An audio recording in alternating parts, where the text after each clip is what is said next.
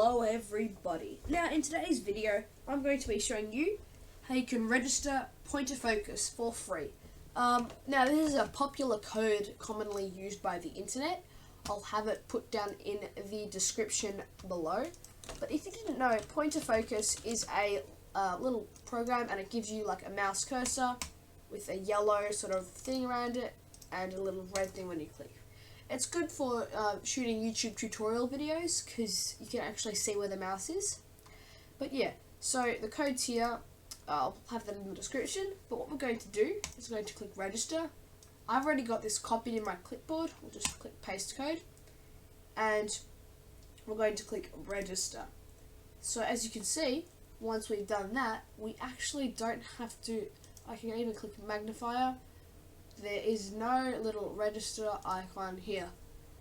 But yeah, also if you're wondering what I recommend for PointerFocus, my settings, my circle width is 17 and my size of the circle is 70. I keep the color as yellow.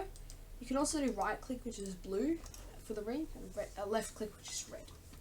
So yeah guys, I hope you enjoyed this video. I hope it saves you a lot of time with PointerFocus, not having those silly pop-ups in the bottom right corner of your screen.